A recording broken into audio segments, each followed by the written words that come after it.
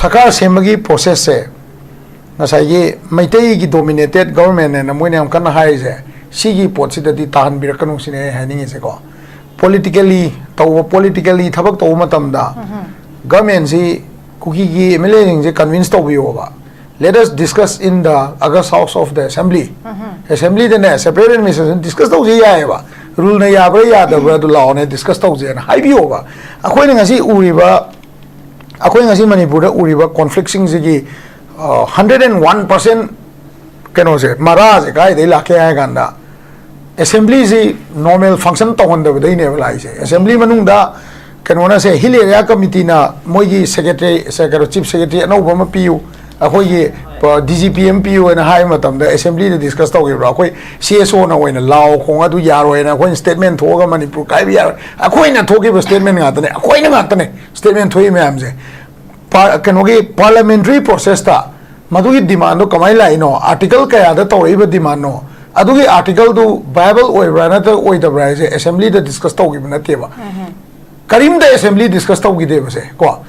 Adu di la ILB Billama Okrami Bo Bigimatanda Nundang the Pasto gives it. She Pasto bills in Nina Vakana Vagi Tanza Solo loading at Sosan put a Mishi Bahurabne. Bills a Pasto Ganda. Bills the governor and no assembly them the Kanawokana. Special Sanama Koro to Ganwamiam, Yaning Yaning the tribal the Sway Kolian Mayam the claim to Namiamze, Kai condition like Edo Miam Kangaba. Through live telecast, through paper media channels, the Giladina, Satramam, Assembly, the gallery lady, the Matak Goina, Aquina Assembly from Matamda, College School, Satana Changa, Tava, gallery mam lady, the Naga. Adu Mazing the public invite Torga, public opinion lobby or Duga, Assembly the Kana, Hoi State Assembly, 50 years of statehood, Hoi Adugum, the Kana later. Adu later, Nina, Ahoy is a politically Tabak propaganda. Only politics to be quite no as a public convinced of Nateva, community provoked over never. Every community is a provoked or in a leader or Bisham Laiva. A Queen Manipur, Sigini Coin is a Maruna tribals in the Dam when Laiva. Suppression, Adu, Chief Secretary, Hilaria Committee 371, see, poison with the name, Kangdamina, Kangdabaise, a Hosu Person Kangmanate, but a Queen of Kangdo is Assembly Manunda, Numinium, Hosu separated Mrs. and Sakarze, Central convinced of Biro, Loi Gomen Semo. No Infal Manunda, Emile Mamji Chalo, Tanaro, Assembly the Nainaro, no public to Noina article, Constitution Manunda, Marik Chumba article Putogadi, separate administration to Logzero, Putomangam, the Rana to own high Bagi capacity modulative. Speakers will late, come the later, Adu later, Ninadum, Hoise, Kasagi, Amanange, Dumchum, Ainange, Dumchum, the administration, the Tori, Dumchum, Hoi Marxida, Centrally Lakwasam. 14,000 crore, 10,000 crore, 5,000 crore. Adugi, Sagi Pesadugi, Kela, I go be a Kela,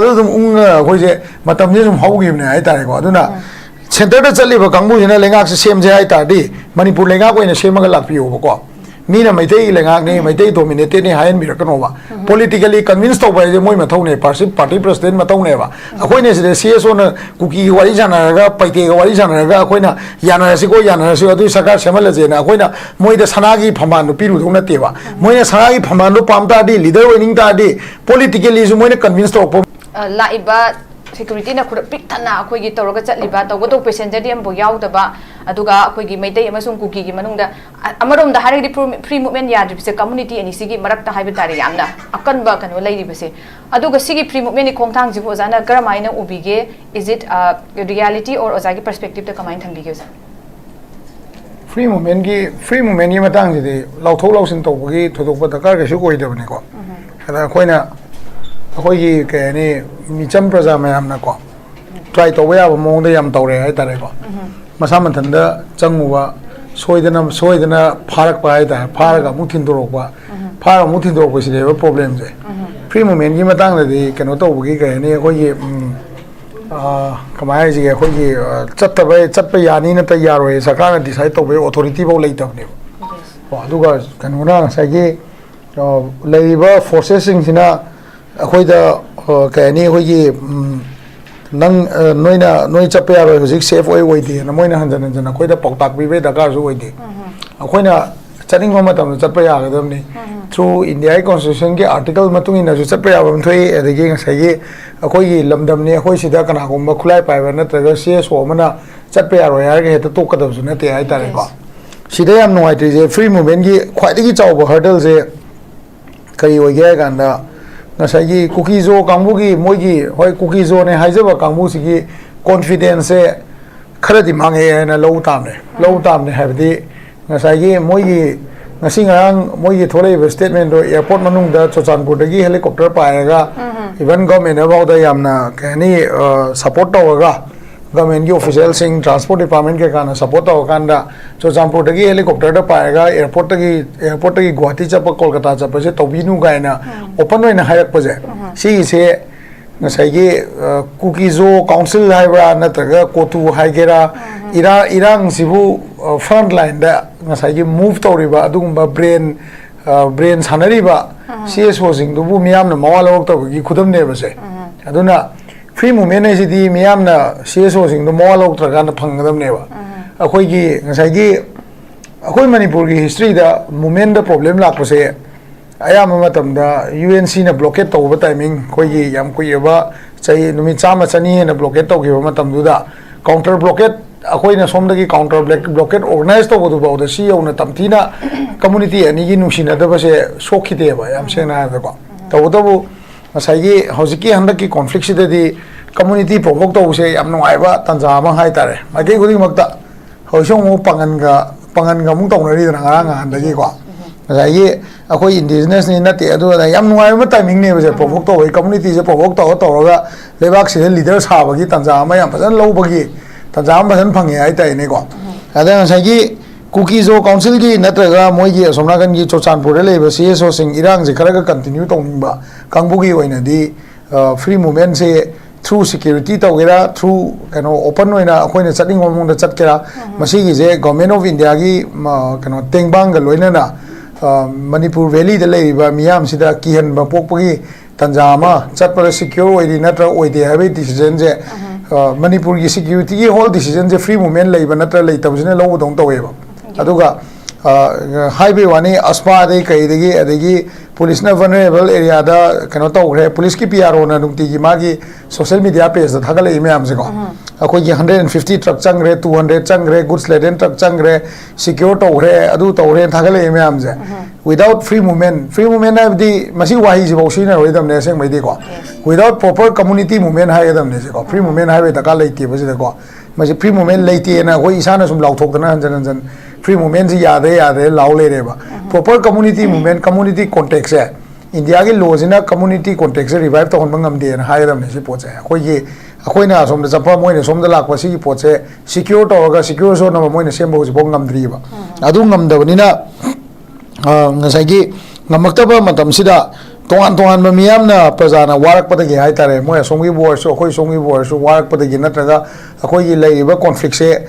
kari no ese gyam ta ko de ko ai na se ai je ba community fuel to bune ase ko community sing da sawal laga agitate oil laga na amaga nusina handa ba leader sing se ko moi gi leader sing sina ngasai gi thawai nuai ta da na moi chat khata de akhoi da mangje ni airport flight tonga helicopter tonga manipur da ibal da airport chalaga madudai kolkata cha pase regular oi thokita de akhoi na ngan da gi agitate to ri su wan tok le roi da gi ngasai gi lambi chat pada kai gumba CRPF na Assam Rifle na natraga CAPF na natraga Manipur police na kano akhoi samna sapar maina lanjan ba natraga kangla tongbi de gi lanjan gra ba natraga yang popi da ngan ga to do cookie nupa ma akhoi gi kano kari jati gi nupa no ma ai wakhanda adu gi do yang popi da ko je chale me ga na police na ga pha ga mayum da thindokre ga na ha yam noning mai tai ko police na pha mayum thindokre si kai no gyan ta da le ko moi lak sa me la me akhoi mi kai ma hai na te kai to su to su na te oi ma cookie we me na ta ga sa gi atopa khongsai we me hai bi irang manung si da kana gumba club amana natraga miyam amana monda attack to ruba natraga kani sao ruba khana ba ho ruba leibra ba ko even ai wakhan da di channel lagi Guwahati chali lambi se masidai da masai gi cookie nomenclature gi manung da yauja ba masana masabu cookie ne ga khanja ba kamu so dum chatle hai ba se ai di ai gi wakhan da chap chan le je hai tare ko madu da koi ne frisking ga to da nang chap ya ga na haru le ke ba masida hai se kana no Manipur police aduga central security forces si kakta ne ba akoi gi side te kem lei ke ba se even ichalama aerospace aba lei gi da se ichalama aerospace aba lei gi da se magi chochanpur natraga kangpo bi da la ka da lambi je akoi koko even koko mina ba da akoi oksage aduga with honor akoi dead body da di akoi honor to kai phatte da na ko with honor akoi lanan ge akoi madugi mateng da akoi pangjage ha da moine ya jagi da ne ba yam se na ko aduna lai si kai no hai ganda lambi se kai gumba normalize to poi mong sipai ne normalize to na te sipai ne kai to normalize to roi ko kai to wai da sipai normalize to roi center na ta ga sai governor da gi na ta ga home department da gi chala lo yare ha po che cd akhoi ne ngai bam thok te ba chala lo yare ha ngai bam thok te mam ni masi lambi chat pa ya da ba ha se moi na ya da ba si moi ma thak da ba even legal case lo ga department sing da gi law agency sing da ba da moi ma thak da ba khoi na india constitution ge khoi na phang jaga da ba right to moi na khulai pa ga khoi uniform set la ga changan dre hai bo ya jane ba si example le bo khoi uttar pradesh roid mam thoi west bengal da su roid thok ta ba na te adagi kaino da khoi gujarat da roid mam thoi muslim ga metai ga muslim ga sorry hindu ga gi matang na yam thoi atopa adivasi ga su thoi sigumba even nagaland assam gi border da ba da thoi meghalaya assam gi border da thoi sigi timing si da noi changwa ya roi nang changmu moi rom da na ta ga nang na moi le kai de changmu no hai po che manipur da ka tane ba thoi se ko sum po che le bam thok tam ne ba do akhoi gi sida uji yeng se kamain to ge da ngasai gi community provoke to ga irang sagat pa leader sing da masigi se chatpa yare na hayak po pot sigi achauba moida mangjaba ma amadi ui hai tare mangjaba si kain to ge nga ngan helicopter ga imphal chapa do noina sana dai log jaga damni madu da phatanung da thodi ga hai do madu phatanung da thokani hai we wa na te madu do ai wa kan da di kihen mane ko chalunu phubira di ga na khoi mase hai na ma di metei lam da changure ye phubira ta na ba ko ga hai ma do masida ko police na mateng pangjali ne ba hadi mi club na lekai na kaim tok jadra ba pot da kaim hai da do ku gim challe me khoi na phar thi dokre ga na ko asom na metei ma changle me khoi na phar thi dokre ga na ko moi na phar da su kuki ma'am duna natraga kangpobi club ma'am duna akhoi da paw phawra di akhoi da UCM da natraga kokomi da paw phawra di natraga kananom da paw phawra ta ga di madu adum akhoi su dum chalaga lawru ni ge no adu kanana police out da su khoi ngami ge no akhoi yana bele ga di ke do bai khulai pa ba law agency sing gi mathok ke do bai tau du no law agency gi mathok di ge no lambi chapada phawa pun male ham da ba wai bo ko kamai to na phangai no ba mi om mari kai no na du da toy do mi pot lai ning le hel lo do phasana chalan go na hai be muta kangpopi district gi na te se yang pokpi da subaina mi ma chatle me ado akhoi na tawra magi khun da thindokre ga na khoi khana ba moi na sangdok ga ning ba man ba gi matang ama yauri ba ko si masi matang se khoi mun na khan mam change ado ga public ki wena di miyam se ngasai gi huji ki provocative way ba community provoke to ba ado ga ngasai gi kahani ko leaders sing sina in se praja se khar yaning da gi mamidi am chaw na di lei re ab se akhoi masi ma khoi khamina bam change na am round okay sir thank you so much jam phazana thambiu zana ai asigi point da ozana so am phazan thambiu je reflect to zara kan dai pam taw me amam lei kai gi tamakta kanogi wangmada constitution bu makoina ngambra loin order khutta paibra sigumba aini yada thabuge tawta de shuded side kari ge haide sigumba tarokta ge at your own risk and kari ge directive pi bangamde iduna swai gi jaga sta makoi gi sieng da pot amaka kadum lairi haiba posini du ga uja sandra laksige uja nga sai uja na mati am so highlight to bira me first round da haifam thokta ba potni suma pose laire adagi di amuk masigi pose free movement laiba laita basna koi gi state ki whole security ki pose le pai tap tam tawkhalakpa ma pot am lakpa aduna handaki under security court ki makada facilitate tau ki free movement na ta sengna wahan tok leba free movement ba oina na bagi ahan ba trial gi khongthang amoina dum yengba ya ba na jaga akhoi gi freedom gi illusion je masi control tong na ba khongthang ne na ubibra kamai tham bi user free movement gi wari de politically highly motivated ko politically am tina chaw na motivated oiba irang je continue to ba pamba adu ma kangbuna thon mane je adugi irang se continue to pamba kangmuna thon mane si continue se pami se khwai de pam se kanano hai ta ga di khoi na chat ke hai bada khoi bu tek ta kai dana chathan ban na ta ba chathan bagi mahuta chakhinu ngai kho yaroi hai ba kamu do support to bune ba se ko aduna sai ge kai kangla tombi o ganda government de ayi ba lakre hai je karamba article gi makha da karamba law gi makha da ire pi do no nan chatlo yare hojik maitai chape ane je ire pi ngam gadro si government ko ire pi ngam gadra ba constitution to contempt to ro do he iru da india constitution na khoi de pi ri ba right se mana masana chin na sum Chinna thing मकोपा दुदा even केनोदा से Sirohi festival मनुंगदा media house में हमकी चलिबा गाड़ी दा मणिपुर थाबदो अदो मोय लौथोलिदना आई ngasi Chowna हाइबिगेबा लान मनुंगदा मी अनि अहुम नुंगती सिबा मतमदा को MSRTC बस से अइना कयारक वायरगा लेबर पुरगना MSRTC बस से कैथेमा बिदे इना खोंसांग से कुथारा कुम पुरमने बिल जुले अइना पुबगी अइना पुजबनी को आइजे सिक्योरिटी कॉन्वॉय तोंगाना लवेगो होम डिपार्टमेंट दा चिठी इरगा मतमदुदा को पुलिस की थ्रेट परसेप्शन मतुंगिना पुंग सुक्ता चलो पुंग नुंगदांग चप्पा यारोय मरकता IRB पिरकवा यावरे 3 IRB का चमिनाबसु यावग्रे 6 MR चमिनाबा यावग्रे को अदगी कनोगा अतोपा IRB कनोगा केबा 4 IRB रा कनोगा सु चमिनाबा यावग्रे मतमदुदा अइना मणिपुर थाबा बस से कैथेमा मिदे पुरु चप्पा यारगा कनागी करम्बा लोदा कनाना मणिपुर थाबा पोतो सेगाइरिनोबा होय अगोना हाय गिफ्ट दिले को नुंगदांग दे मणिपुर थाबा बस तौबी गनु पुरगा चकनु अदगी ngसाई कनोदा अमम्बा मतमदा थौदोक पिरकनु कोन ROP लेतबा टाइमिंग दा रोड ओपनिंग पार्टी लेतबा मतम थौबिरकनु हाय गिफ्ट दिलेबा मसी साकी नेबा कनाना नो कैथेमा बिगी रूट सिदा पॉलिसी अमनेबा गवर्नमेंट सानैजे जी लंबी सिदा को अदुगा दिमापुर लंबी सिदा पॉलिसी अमनेबा सानैजे ngसाई मीगी मणिपुर पुलिस के अदगी इंटेलिजेंस की थ्रेट परसेप्शन दो फजना येंगदना अदुदा फमंबा अदु अराइद लेपम मीदुदा मणिपुर ताबदा मुतलो नतदे होने इरांग तोलक यागा इरांग प्रोवोक तोबा पाम्बा ग्रुप अमा अखोय मरकता याम चाउना लेयबा एडमिनिस्ट्रेशन की मनुंग दसु लेरम बियाई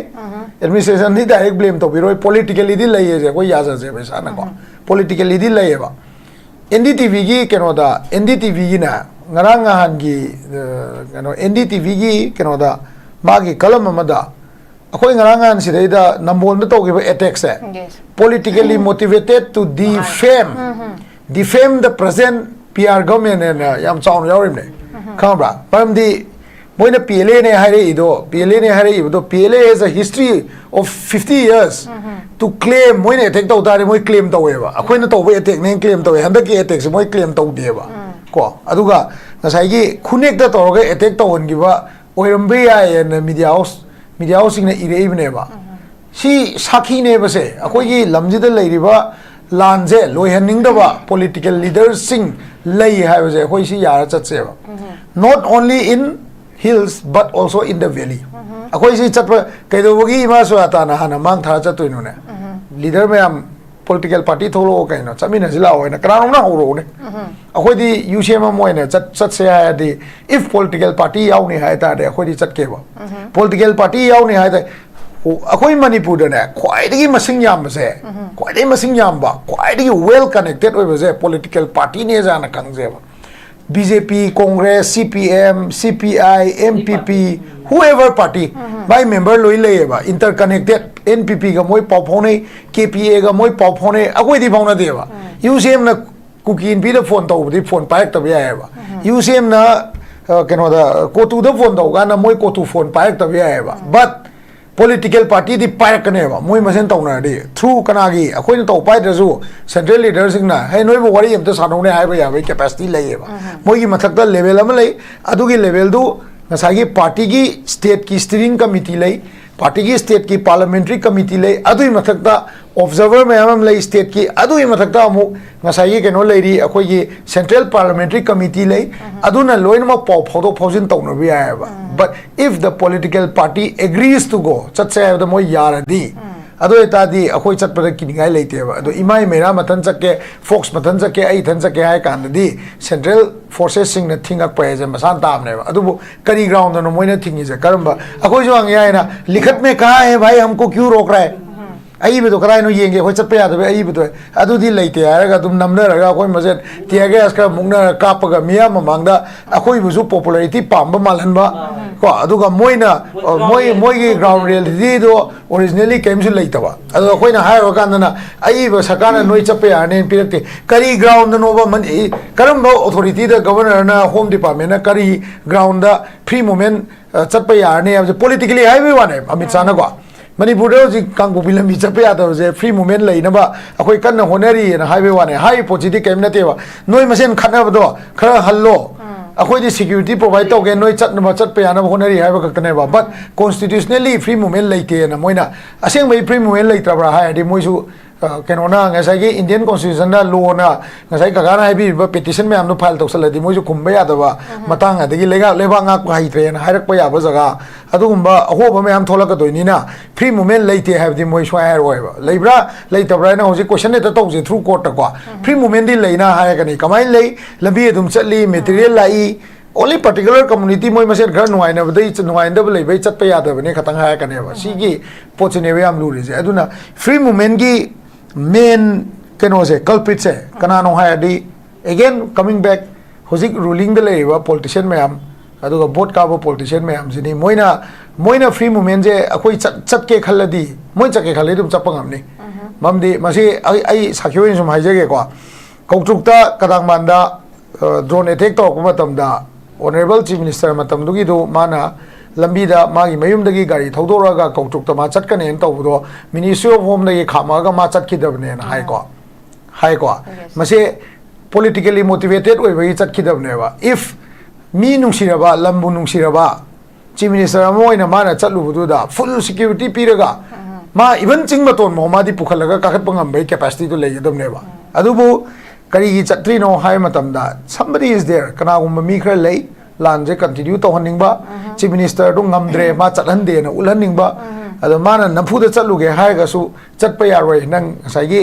मतमदुदा बफर जोन गाइसे हम काय न कसु लांग्रिबनेबको अखोय नोमै कामनबगी सेंट्रल फोर्सेस न मयाई लेबगी स्टेज तो क्या लेत्रिबने अदुम फ्री द कामना लिबा फ्री द साउना लिबा नुंग थोमनबा नौरी कामनबा मतमने चिंथिनबा मतमने हायतायको अदु मतमदुदा मसिगी पोजे याद खरबनीना ngasi अखोयना थेंगनरीजे that political division because of which moina politically combine oi bagam dabdo adugi result to na ngasi akhoi community ga nungai ne dri ne ba whereas leader khuding mangna mai magi community da provoke tawraga provoke sawhal laga maitei is the e pisan ba somna kan ju yauri maitei da ju e pi ba yauri akhoi na ye ka ni indigenous ki wafam jila aganda तोान angle इपीब community मसें खाना सिंब मैम यावरी सिगी यावरीब मी मैम से सिना लेरीगई सिसी मैम सिना पॉलिटिकली मोय मसें यानरक्ट्रीगई से हयें आई एग्जांपल अमा हाइजेगेबा कनोगा लमतिनदांगा कांग्रेस की प्रेसिडेंट गा मोय मैम न चटके खल्लगदी बीजेपी पार्टी ने थिंगबदा खरा वानेबा सेंट्रल सी लंबी से मोई चटके खनग्रदीको तौदबु लमदिनांग होय अदगी अतै अतै हौकी मैम वाइफाई मैम दो मोई कांग्रेस की मी मैम से पुल्ला खुद समनरगा चटमिनर तारे लाकमिनर तारे अदाई कंडीशन योरागदी थिंग खर लुरनेबको चा मानना बीजेपी दसु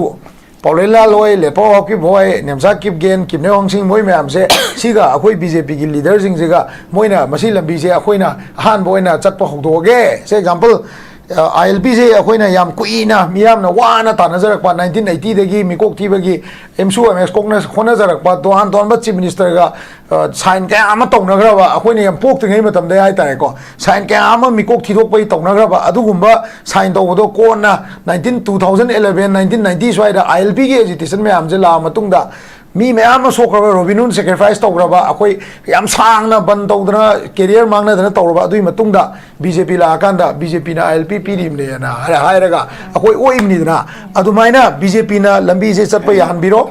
बीजेपी की मैते MLA मैम कुकी MLA मैम नागा मैम पुनबिरो अहान परिंग अमा चटपिउ सेंट्रल फोर्स ना थिंगब्रे येंगसेबा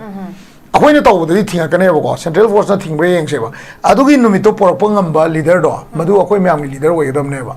ट्राइबल होइगरा अमो होइगरा नागा होइगरा एनीबडी होइसनो पांगनजु होइसनो एनीबडी होइसनो अदुना अखोइ लीडर होइगदमने अदुदि नतरना मताइदा लोइ फम लेरगा अखोइ मसेन इमासु आताना मुचकनी लंबी चके यारोय फोक्स ना मुचकनी आई चके हाय गन यारोय अमना मुचक कॉन्स्टिट्यूशनली दि अदु हाइवे राइट सु लेतबा अदु अखोइ दि मोइगी विक्टिम्स मो थोय हाबनी दाय हाइनिंग इजेको थैंक यू सो मच याम फजबा अजाना अखोइगी पॉइंट में हम पुखत भी ग्राउंड रियलिटी द बेस तब हाई तारीख हम चुमे अदुना हुजी अखोइगी बोथ हिल्स एंड वैलीज देदा लांजल हनिंग दबा पॉलिटिकल लीडर सिंग लेदब्रा बिकॉज मोइ से पॉलिटिकली मोटिवेट तौबा अदुना अखोइ सी चटखिनु यारो हैब पोट अमक थोलकपसे मसिगी पोट सी लेदिबा पॉलिटिकल अखोइगी सेंट्रलाइजेशन ऑफ पॉलिटिकल डिसीजन हाई तारी आदा दिल्ली द लौरक पोसना मनिपुरी थोइबा इरांग सिदैदा यामना इनस्टेबिलिटी ऑफ ऑनगोइंग क्राइसिस दैदा अदुम कंट्रीब्यूट तौबरा इरांग के दुम लोशन बसे पामदब्रा हैबे वहंग सिमस अदुम दैना खुदिंग एकदम सिगी रूम सिम सुदम पीरगा लेबे पोस्ट एकदम लेरे अन अरोइबे राउंड गे नै ओजा सान्थरा लाक्चनि मिसे ओजा हौजिके सरकार समे मतंग द खतंग लाक्चरगा आदा मैम पाइसन करे संबित पत्र दी अको अपॉइंटमेंट फंगे अतैदि फंगदरी काइन तौब कोत मैम मखक लेरे अदुना मोइना चट्रिंगे मांगदा हाइरम बसु दुम यावरे लिस्टर सिंगना बीजेपी गाइगद्रा नत्रगा दे कोइ थादो अदम चटकिगद्रा मोइ गाइगिद्रा नत्रगा थादोकद्रा काइबे वहंग सिम दुम लेरे अदुना हुजिक लेरिबे पोस्ट सैदा मोइगी पॉलिटिकल मूव से अखोइगी हेना पीस रिकन्सिलेशन सिदगी मोइगी प्रायोरिटी से पावर देना हेना प्रायोरिटाइज ओइरब्रा स्वाइ जगह से जगह कमाइ थंबिनी कोई अखोइगी को अखोइने हम ताउ दिनो आरो यम वेटरन पॉलिटिशियन मैम यावनी ना को तो अखोइ थमोइदा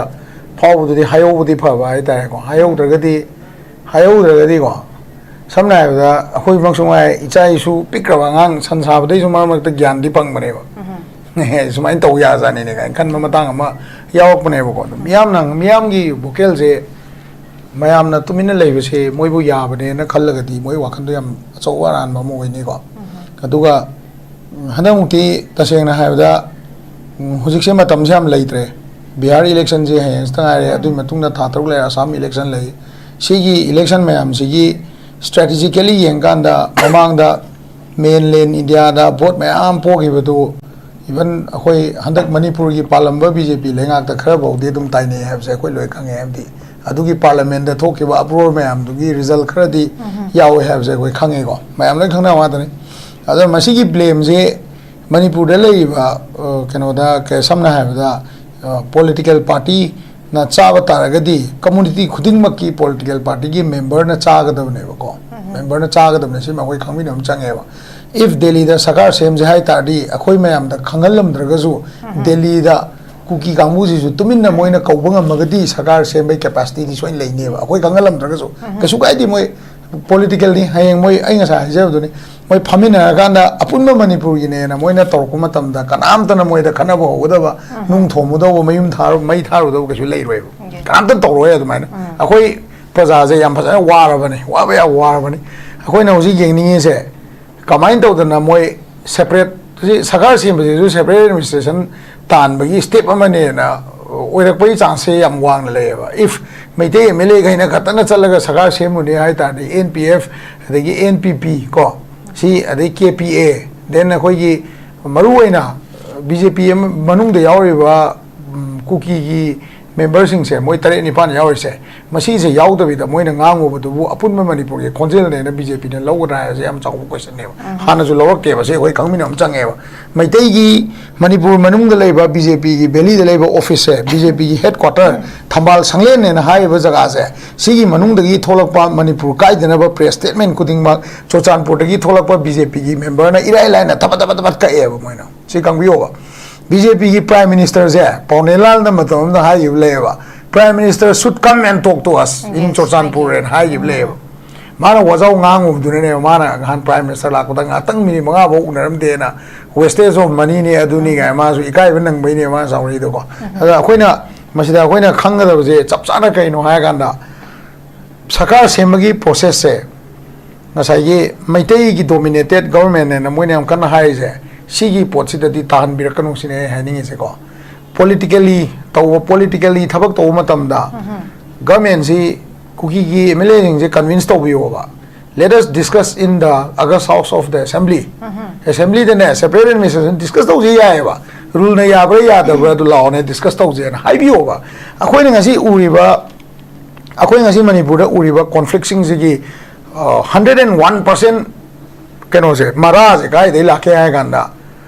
Assembly से normal function तो होने दबे नहीं वाला इसे Assembly मनुंगा केनोना से हिल एरिया कमिटी ना मोई सेक्रेटरी चीफ सेक्रेटरी अनौबा म पियु अखोई DGPM पियु ना हाई मतम द Assembly ने डिस्कस तौगिब्रा अखोई CSO ना ओइना लाओ खोंग अदु यारोय ना अखोई स्टेटमेंट थोगा मणिपुर काई भी यार अखोई ना थोगिब स्टेटमेंट गातने अखोई ना गातने स्टेटमेंट थोई मैम से केनोगी पार्लियामेंट्री प्रोसेस ता मधुगी डिमांड दो कमाई लाइनो आर्टिकल कया द तौरिबा डिमांड नो अदुगी आर्टिकल दो वायबल ओइब्रा ना तो ओइदब्रा से Assembly द डिस्कस तौगिब नतेबा करीम द Assembly डिस्कस तौगिदे बसे को अदुदी लायना ILB की बिल मा ओक्रमी बो बिगी मतमदा नुंगदांग द पास तौगिबजे सिगी पास तौगि बिल जे नैना ब खन्ना बगी तंजा सोर रोद्रिङै द चोचानपुर द मिसी ब होराबने बिल जे पास तौगाना बिल से गवर्नर ना नो मैम असेंबली दम तक खनो को कायना स्पेशल सेशन अमा कौरो अदुगा no ma'am Yaning दबदो एदि tribal the सोए कोले ना मैम ना क्लेम तौने मैम से कई कंडीशन लेगे दो मियाम खंगनबा through live telecast through paper media channels adagi leidna satra mayam assembly the gallery leidna mathak ta ko akoina assembly phamba matam da college ki school ki satra na changa ta ba ya ba gallery mayam leidna ko adugu masing do public invite tawga public tagi opinion lobi o aduga assembly de khana wa je akoi state ki assembly je 50 years of statehood si da akoi adugu bam ta khana leite adu leitabni na akoi je politically thabak taw buganda only politics to boy quite no I was a public convince to Bonateva, community provoked to Boneva. Aduna, every community is a provoked to in a leader with some lieva. A queen manipur, Sigini coin is a Maruna tribals in the dim when lieva. Suppression, Adu, Ada, Chief Secretary, Hill Committee 371, see poison with an app, Kangdamina, Kangda Baise, a Hosu Pasan Kangmanate, but a queen of Kangdo is assembly Manunda, Numinium, Hosu separate administration, Sakarze, Central convinced to Biro, no government is same. No Imphal Manungda MLA me amji chalo tanaro assembly da nainaro no public to noina article constitution manungda marik chumba article puthogadi separate administration do logjaro puthobangam dagana to ona haibangam bagi capacity mo ju leite ba speaker ju leite kam da leite ba adu leitabnina dum akoi je ngasai gi amana ngange dum chum aina ngange dum chum adagi administration na tawre dum chum akoi marik sida center gi lakwa sam 14,000 crore, 10,000 crore, 5,000 crore adugi ngasagi paisa adugi khela ai ta na koi biari mon ko khela adu koi je matam je haugi ne ai ta ko aduna center da chali ba kangbu ne lenga se sem je ai ta di manipur lenga ko ne semaga lakpi ho ko mina maitei lenga ne maitei dominated ne hain mir kano ba politically convinced to ba je moi mathau ne party president mathau ne ba akoi ne se CSO na kuki wari jana ga paite ga wari jana ga akoi na yana se ko yana se adu sakar semal je na akoi na moi da sanagi phaman nu piru thona te ba moi na sanagi phaman nu pamta di leader winning ta di politically ju moi ne convinced to pom change akoi ju honari na kan nagi natra so main tham jage okay thank you so much and ngai jai